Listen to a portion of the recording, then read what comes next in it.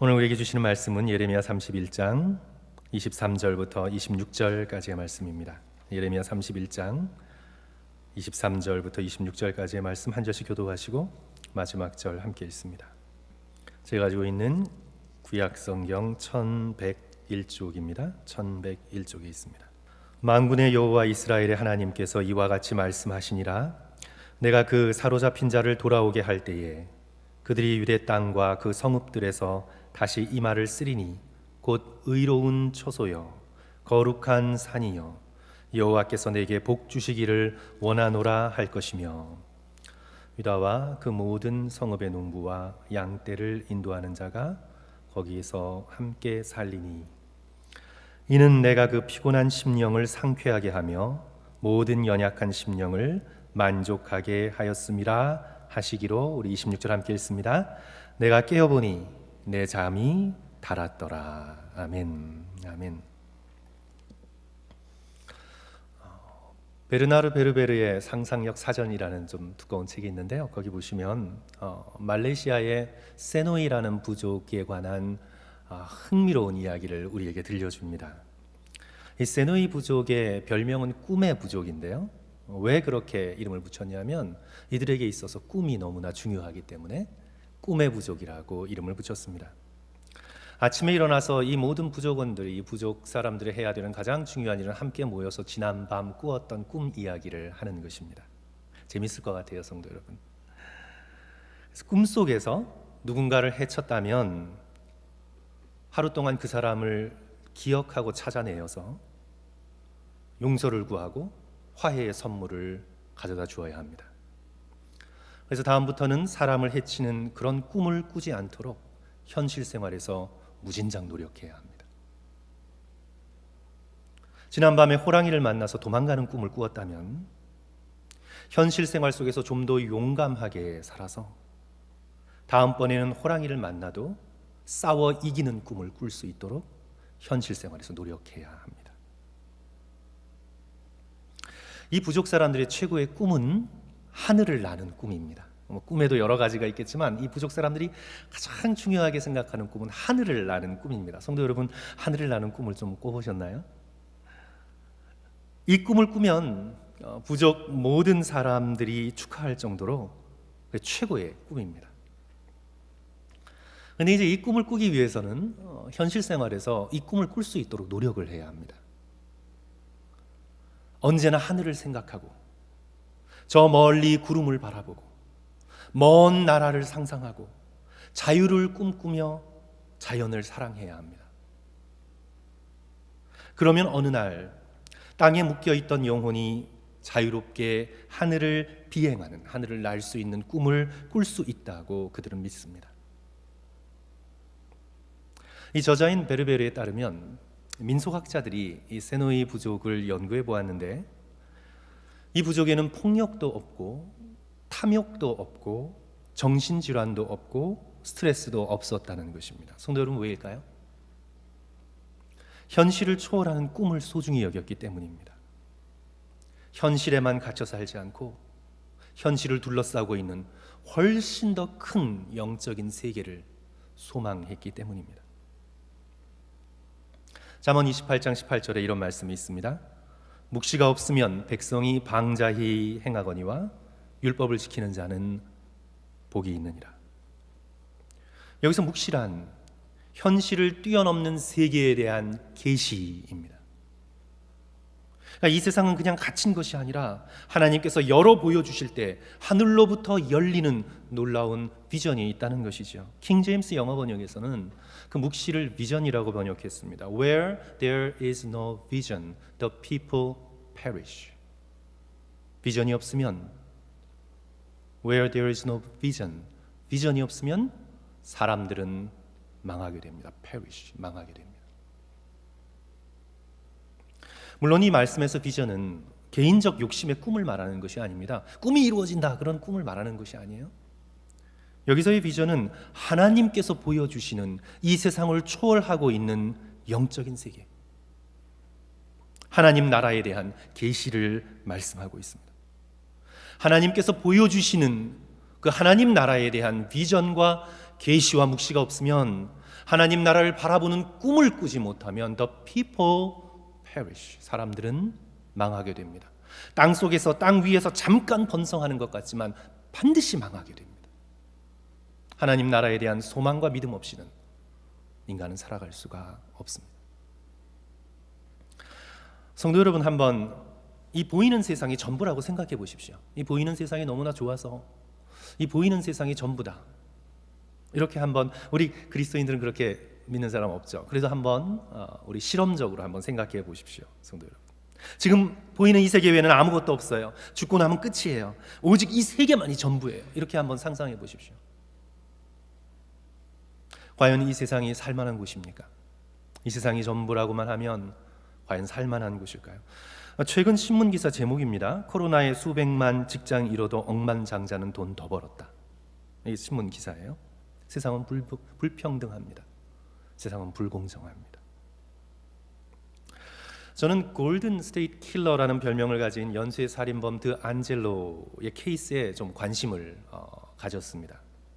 그래서 기사도 찾아보고 좀 이렇게 리서치를 해봤어요. 이분이 1973년부터 1979년 경찰로 있으면서 13명을 살해하고 여러 명을 강간했던 그런 악마와 같은 존재입니다.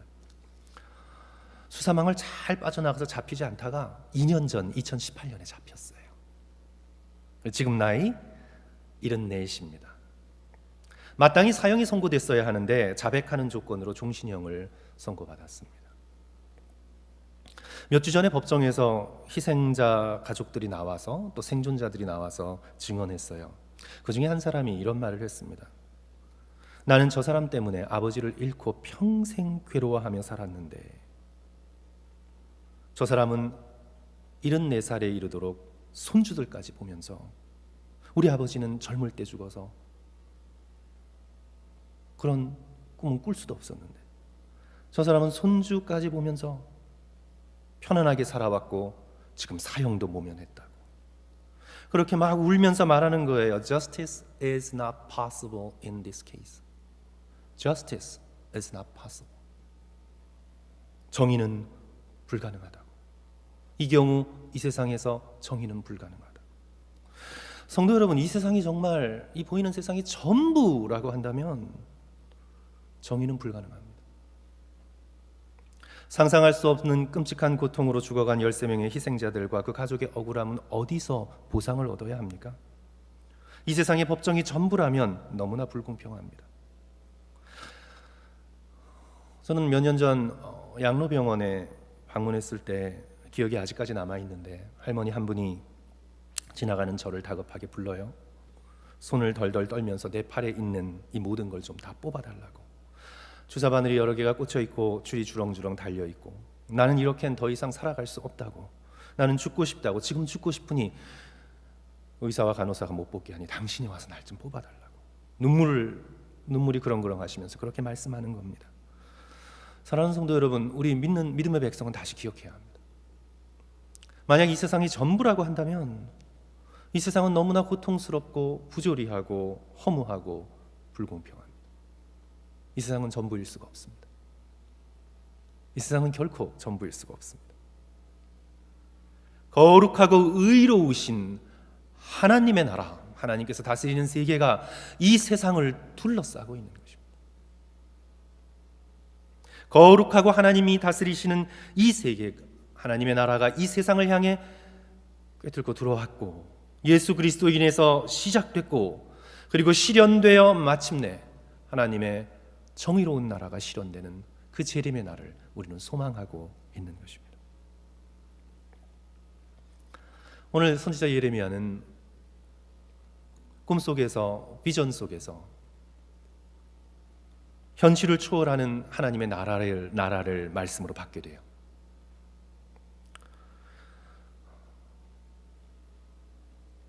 그가 하나님께로 받았던 이 비전을 쭉 보고 하나님의 말씀을 들은 다음에 그가 깼습니다. 잠이 깬 것처럼, 꿈에서 깬 것처럼 깼어요. 그리고는 26절에 그가 어떻게 고백하고 있습니까? 성도 여러분, 26절 다시 한번 보십시오. 내가 깨어보니 내 잠이 성도는 이 말씀 듣기만 해도 좋지 않습니까? 내가 깨어보니 내 잠이 달았더라. 내 잠이 달았습니다. 잠이 꿀송이처럼 달았습니다. 꿈이 꿀송이처럼 달았다는 의미죠. 도대체 하나님께서 예레미야에게 무엇을 보여주셨길래 예레미야의 잠이 이토록 달았을까요? 저는 오늘 말씀을 바탕으로 두 가지 함께 나누면서 오늘 말씀을 이어가고자 합니다. 첫째로 하나님께서 주실 복 때문이었습니다. 이 복 때문에 예레미야는 깨어서 보니 잠이 너무나 달았습니다. 23절 말씀 다시 한번 다 같이 읽습니다. 우리 23절 말씀입니다. 만군의 여호와 이스라엘의 하나님께서 같이 읽습니다. 시작. 만군의 여호와 이스라엘의 하나님께서 이와 같이 말씀하시니라. 내가 그 사로잡힌 자를 돌아오게 할 때에 그들이 유대 땅과 그 성읍들에서 다시 이 말을 쓰리니 곧 의로운 초소여 거룩한 산이여 여호와께서 내게 복 주시기를 원하노라 할 것이며. 지금은 바벨론의 포로로 끌려갔지만 하나님께서 70년이 지난 후 이스라엘 백성을 유대 땅으로 다시 돌이키실 그때에 이스라엘을 이렇게 부르게 되리라는 하나님의 약속의 말씀입니다. 의로운 초소여, O righteous dwelling, 의로운 초소여, 거룩한 산이여, O sacred mountain, 거룩한 산이여, 의로운 초소여, 거룩한 산이여. 이스라엘이 거주하게 될 유대 땅을 가리키며 수많은 사람들이, 이방인들이, 그들을 조롱했던 백성들이 이스라엘 백성을 그 땅을 그렇게 부를 것입니다. 그런데 성도 여러분, 무엇이 문제입니까? 그런데 여기에 문제가 있습니다. 무엇이 문제냐면 처소가 의로운 것은 확실합니다. 하나님께서 산을 거룩하게 하실 것이 확실합니다. 그런데 문제는 무엇이죠?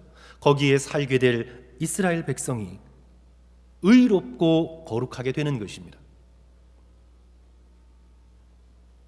800년 전 하나님께서 이스라엘 백성을 애굽 땅 종되었던 곳에서 출애굽하셔서 그들에게 가나안 땅, 거룩한 땅, 아름다운 땅, 하나님의 이름을 놓아두신 땅, 젖과 꿀이 흐르는 땅, 복된 땅, 약속의 땅을 주셨습니다. 땅이 문제가 아니에요. 땅은 거룩하고 땅은 순결하고 땅은 아름답습니다. 땅이 문제가 아닙니다. 그 땅에 사는 사람이 어떤 사람인가? 과연 그 땅에 살만한 자격을 갖춘 의로운 사람이 되어갈 수 있는가? 과연 하나님을 닮은 거룩한 백성이 되어갈 수 있는가? 정말 중요한 건 땅이 아닙니다. 우리 자신입니다. 내가 어떤 사람인가? 사랑하는 성도 여러분, 우리는 인생을 살아가면서 정말 중요한 것이 환경이라고 생각하잖아요. 그러나 성도 여러분, 환경도 중요하지만 그것과 비교할 수 없이 정말 문제는 우리 자신입니다. 내가 어떤 사람인가? 내가 어떤 인격을 가지고 있는가? 하나님 앞에 섰을 때 나는 어떤 성품을 갖춘 자로 설 수 있겠는가? 우리 자신이 문제입니다. 창세기 3장을 보시면 에덴 동산은 아무 문제가 없었습니다. 그 에덴 동산을 망쳐놓고 에덴 동쪽에서 가시덤불에서 살아갈 수밖에 없게 된 이유는 에덴 동산 때문이 아닙니다. 환경은 아무 문제 없었습니다. 아담과 하와의 죄성이 문제였습니다.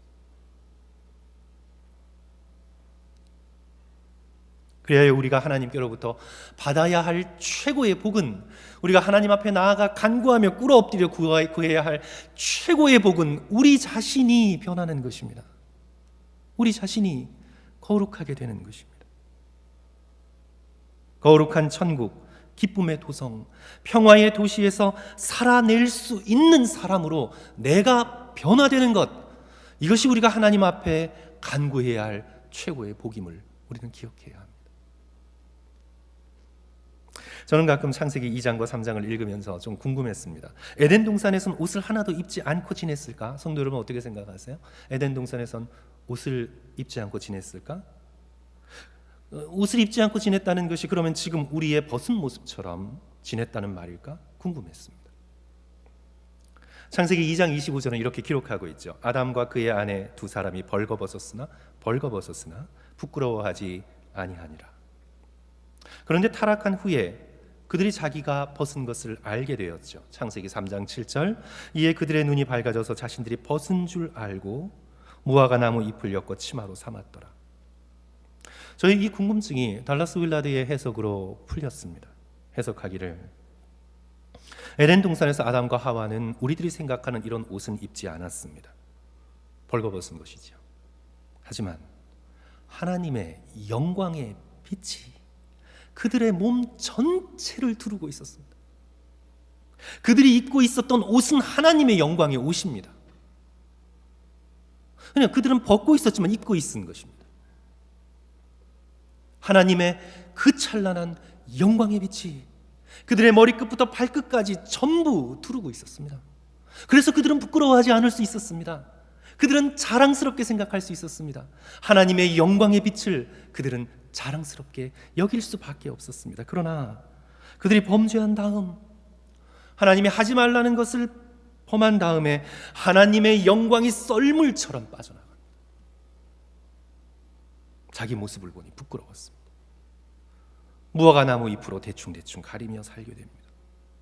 벗었다는 사실이 부끄러운 것이 아니라 하나님의 영광이 떠나간 우리의 몸이 수치인 것입니다.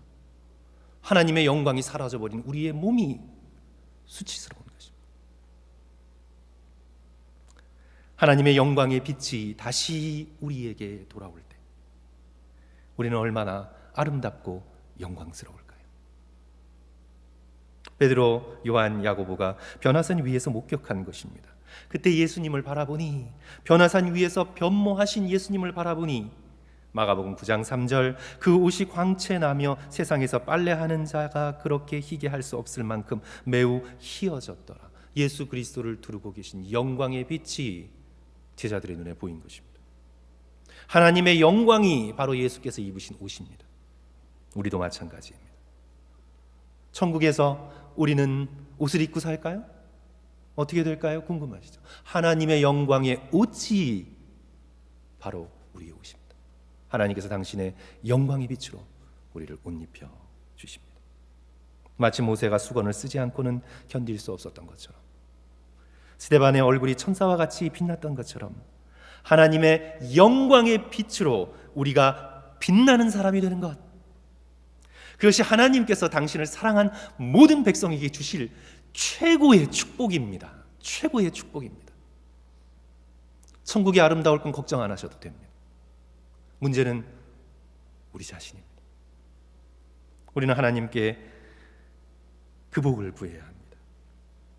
구약의 최고의 축복의 선언은 아론의 축복이죠. 제사장 아론이 약속의 백성 이스라엘 백성들을 축복하는 그 축복의 메시지가 최고의 축복입니다. 민수기 6장 24절, 25절, 26절. 성도 여러분, 슬라이드 한번 보시면서요, 제가 읽어 올리겠습니다. 여호와는 내게 복을 주시고 너를 지키시기를 원하며, 하나님께서 이제 어떤 복을 주시기를 원하시는가 하면 어떤 복입니까? 여호와는 그의 얼굴을 내게 비추사 은혜 베푸시기를 원하며, 여호와는 그 얼굴을 내게로 향하여 드사 평강 주시기를 원하노라.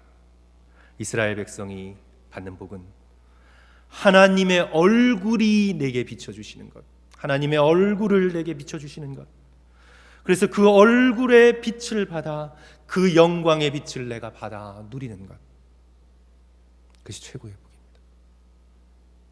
구약의 성경이 우리에게 약속한 복이고 예수 그리스도를 통해 우리에게 주어진 놀라운 복입니다. 성도 여러분, 그 이상의 복은 없습니다. 그 이상의 복은 어디에도 없습니다. 그러므로 사랑하는 성도 여러분, 하나님께로 눈을 들 수 있는 저와 여러분이 되었으면 좋겠습니다. 하나님의 영광의 얼굴을 바라보십시오. 이민 생활이라는 현실의 각박함으로 우리가 함께 이 세상을 좀 힘들게 살아가지만, 그러나 시편 27편 8절의 다윗의 기도가 저와 여러분의 기도가 되었으면 좋겠습니다. 시편 27편 8절, 성도 여러분, 우리 다 같이 한 목소리로 슬라이드 참조하시면서 읽을까요? 너희는, 같이 읽습니다. 시작. 너희는 내 얼굴을 찾으라 하실 때에 내가 마음으로 주께 말하되 여호와여 내가 주의 얼굴을 찾으리이다 하였나이다. 이것이 저와 여러분의 기도였으면 좋겠습니다. 다윗의 결심을 잘 들어보십시오. 내가 마음으로 주께 말하되 여호와여 내가 주의 얼굴을 찾으리이다. 사슴이 시냇가에 물을 찾음 같이, 그거보다 더하게 물질을 찾는 것, 보화를 찾는 것과 비교할 수 없는 갈망을 가지고 여호와여 내가 당신을 찾겠습니다. 주의 얼굴을 찾으리이다. 저와 여러분도 이렇게 결심해야 되겠습니다. 하나님께서 너희는 내 얼굴을 찾으라고 말씀하시니 우리도 주여 제가 모든 일에서 주의 얼굴을 찾겠습니다. 아무것도 염려하지 않고 모든 일에서 하나님의 얼굴을 구하겠습니다.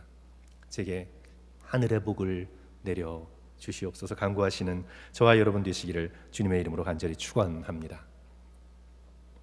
둘째로 예레미야의 잠이 달았던 이유는 하나님의 함께 하심에 대한 약속 때문이었습니다. 우리 24절, 25절, 26절 우리 함께 읽겠습니다.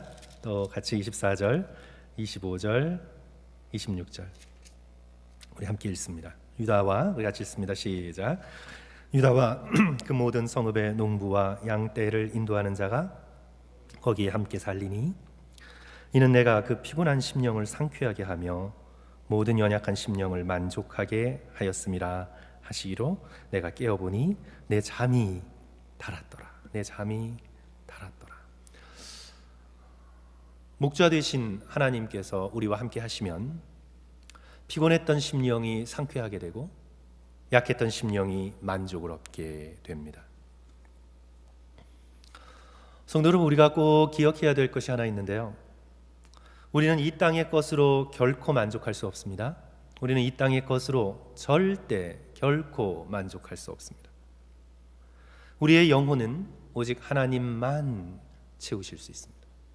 하나님만이 우리의 영혼을 만족해 하실 수 있습니다. 어떤 여인이 자신의 외로움을 채워줄 남자를 찾습니다. 자기가 외롭고 힘들 때 언제든지 달려와서 함께 있어줄, 자신의 외로움을 채워줄 그런 상대를 찾아요. 처음엔 데이트를 하고 얼마간은 만납니다. 그러나 이제 상대가 조금만 거절하고 자신의 요구를 들어주지 않는다고 생각하면 깊은 상처를 받습니다. 그렇게 집착하니까 관계가 힘들어져요. 헤어지고 또 다른 남자를 찾습니다. 사랑할 사람을 찾는 것이 아니라 자신의 외로움을 채워줄 상대를 찾아 나서는 것이죠. 성도 여러분, 세상에 그런 사람이 어디 있습니까?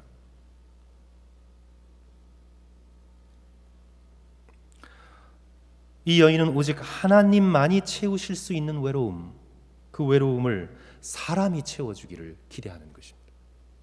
하나님만이 하실 수 있는 것을 사람에게서 찾는 거예요. 피곤한 심령이 됩니다. 굉장히 피곤합니다. 또 사람을 피곤하게 만듭니다. 어떤 사람은 미래의 두려움 때문에 끊임없이 안전을 갈구해요. 이런 경우에는 어떡하지? 저런 경우에는 어떡하지? 아무리 미래에 일어날 일들을 대비해도 걱정은 끝이 없습니다. 인생이 참 피곤해집니다. 오직 하나님만이 주실 수 있는 절대적인 안전을 다른 곳에서 찾고 있는 것이죠. 하나님만이 주실 수 있는 것입니다. 하나님만이 우리의 반석 되시고 우리의 피난처 되십니다.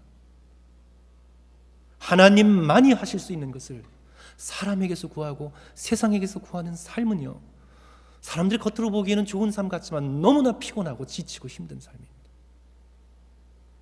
성 어거스틴의 유명한 잘 알려진 고백이죠. 우리 마음이 당신 안에서 쉼을 누릴 때까지 참된 평안은 내게 없었나이다. 그가 젊었을 때 얼마나 많은 것을 찾아 마음의 평안과 쾌락을 찾아 온 세상을 누볐습니까?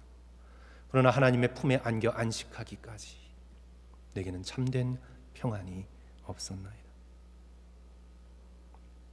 하나님 아닌 것에서 만족을 찾아 헤매였던 이스라엘에게 하나님께서 약속하십니다. 내가 거기에 함께 너희와 살 것이다. 내가 그 피곤한 심령을 상쾌하게 하며 모든 연약한 심령을 만족하게 할 것이라. 어려움 중에도 하나님께서 함께 하신다는 굳센 확신만 있으면 우리는 어려움을 견뎌낼 수 있습니다. 사도 바울이 로마로 압송되면서 유라굴로라는 큰 광풍을 만난 사건을 성도 여러분들께서 잘 알고 계실 것입니다. 배가 풍랑에 완전히 휩쓸렸습니다. 아무리 인간적으로 안간힘을 써봐도 소망이 없습니다. 그때 상황을 사도행전 27장 20절에서 이렇게 기록합니다. 여러 날 동안 해도 별도 보이지 아니하고 큰 풍랑이 그대로 있음에 구원의 여망마저 사라졌더니, 그런 절망의 깊은 밤에 이 세상 안에서는 구원을 찾을 수 없었습니다. 선장의 기술로도 뱃사람들의 능력으로도 결코 이 세상 안에서는 구원을 찾을 수가 없었습니다. 그런 깊은 절망의 밤에 하늘이 열리고 천사가 사도 바울에게 나타납니다. 그리고 하나님의 말씀, 살아계신 예수 그리스도의 말씀을 전합니다. 바울아 두려워하지 말라, 바울아 두려워하지 말라. 내가 가이사 앞에 서야 하겠고 또 하나님께서 함께 항해하는 이 모든 자를 너에게 주셨느니라. 현실을 초월한 곳에서 임하는 하나님의 말씀만이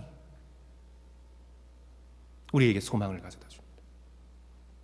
이 세상을 아무리 샅샅이 뒤져보고 찾아보아도 이 세상에는 소망이 없습니다. 사람을 아무리 샅샅이 찾아보고 내게 만족을 줄 사람을 찾아보아도 사람들에게선 내 영혼을 만족할 만한 소망을, 그 만족을 얻을 수가 없습니다. 풍랑을 아무리 바라봐도 구원의 여망이 없습니다. 해와 달 바라봐도 다 암흑 속에 갇혔습니다. 이 세상에는 구원의 소망이 없습니다. 이 세상에 매여 있던 사람들은 아무 소망도 찾을 수가 없습니다. 그러나 사도 바울에게는 현실보다 훨씬 더 큰 하나님의 나라가 있었습니다. 예수 그리스도께서 왕이 되셔서 다스리시는 하나님의 나라가 지금 자신이 살고 있는 이 세계를 감싸고 있었습니다. 천사를 통해 하나님의 함께 하심을 다시 한번 확신하게 됩니다. 현실의 어려움을 능히 이길 능력을 하나님께로부터 받습니다. 사랑하는 성도 여러분, 이 세상이 순간적으로 우리에게 좀 많은 기쁨을 주고 만족을 주는 것처럼 보이는 그때에도요, 기억하십시오. 우리는 이 땅의 현실로만은 절대로 살아갈 수가 없습니다. 하나님의 계시, 하나님의 비전을 마음에 품지 못한 자는 이 땅을 잘 사는 것 같지만 그것은 잘 사는 것이 아닙니다. 세상의 기준 속에 볼 때 어떤 사람은 정말 힘들게 삶을 살아가는 것 같지만 마음속에 꿈을 안고 다른 세상의 소망을, 비전을 품고 살아가는 사람은요, 잘 살아가는 것입니다.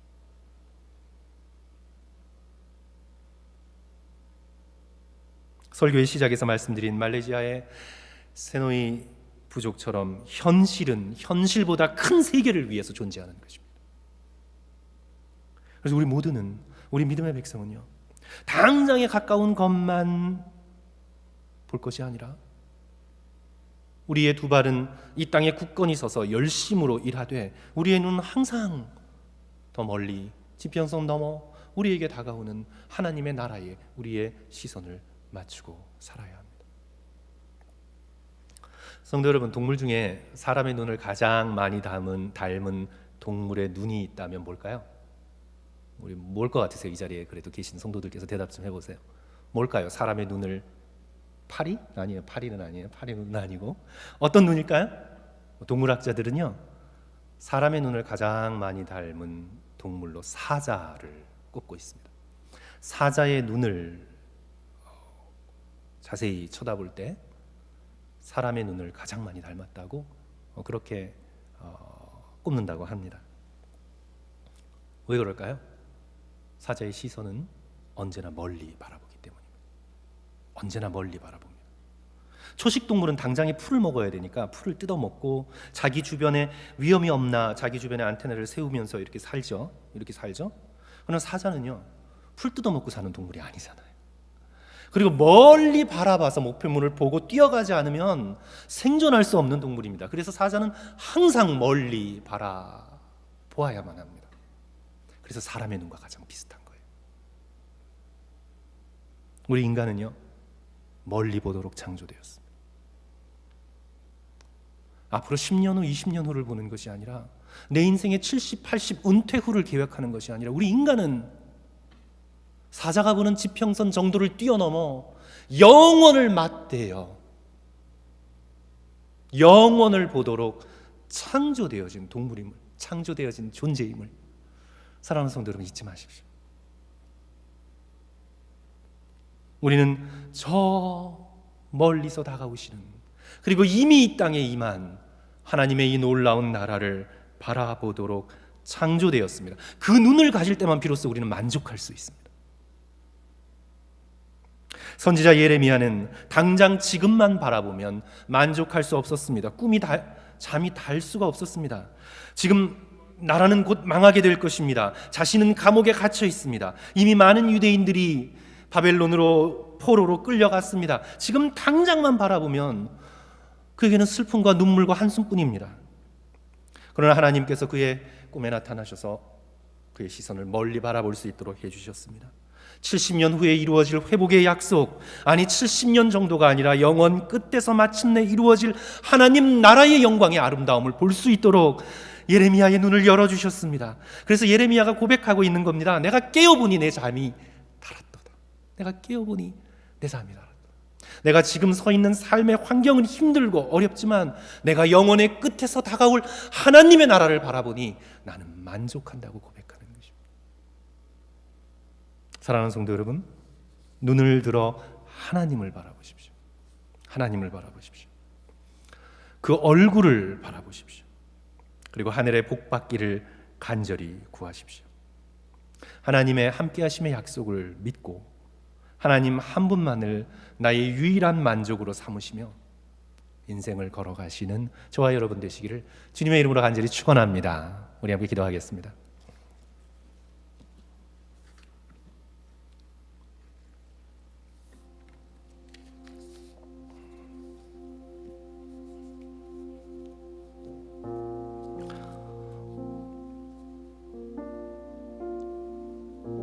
사랑하는 성도 여러분, 오늘 주신 말씀 기억하시면서 우리 함께 입술을 움직여 주님께 고백하겠습니다. 성도 여러분, 비전이 없으면 사람의 영혼은 망합니다. 지금 우리의 이 땅의 현실만을 생각하면 우리에게 기쁨이 없습니다. 그리고 우리의 미래가 없습니다. 생명이 없습니다. 오늘 우리는 이 땅을 하나님 나라에 준비하는 학교로 여기면서 그 나라를 바라보고 주님을 사랑하고 멀리 바라보며 영혼을 꿈꾸며 우리의 하루의 일상을 열심히 살아가야 되겠습니다. 이 세상이 전부라고, 이 세상이 전부인 듯 살아가는 세상 사람들을 보고 부러워하지 마십시오. 성도 여러분, 제발 하나님 없이 사는 사람들의 성공을 보고 부러워하지 마십시오. 불쌍히 여기십시오. 성도 여러분, 그것을 보고 와 부럽다, 저렇게 잘 사니 얼마나 좋을까. 믿음의 백성은 그러지 마십시오. 그러지 마십시오. 주님 없이 살아가는 저들의 영혼이 얼마나 불쌍한가 생각하십시오. 그걸 위해 기도하십시오. 그리고 고통이 있고 힘이 들수록 멀리 바라보며 나와 지금 이 자리에 함께 하시는 하나님을 의지하십시오. 주님을 사랑하십시오. 주께서 이 꿈같은 세상 끝내고 우리의 앞길을 열어주시는 그날, 두 손 들고 빈손으로 주를 사랑하는 마음, 우리가 늘 눈을 들어 쳐다보았던 하나님의 얼굴, 예수 그리스도의 얼굴을 바라보면서 주님 앞에 나아가십시오. 그날을 꿈꾸며 준비하십시오. 주님 앞에 오늘 말씀 붙들고, 주님, 제가 그렇게 하겠습니다. 제가 다윗처럼, 예레미야처럼 주의 얼굴을 구하고 바라보고 다가올 하나님의 나라의 소망을 두겠습니다. 우리 한 1, 2분 정도 우리 간절한 마음으로 함께 입술을 움직여 우리 통성으로 함께 기도하십니다. 다 같이 기도하겠습니다. 사랑과 은혜가 많으신 하나님 아버지, 오늘 예레미야를 통해 우리에게 보여주시는 이 꿈의 영광스러움을 알려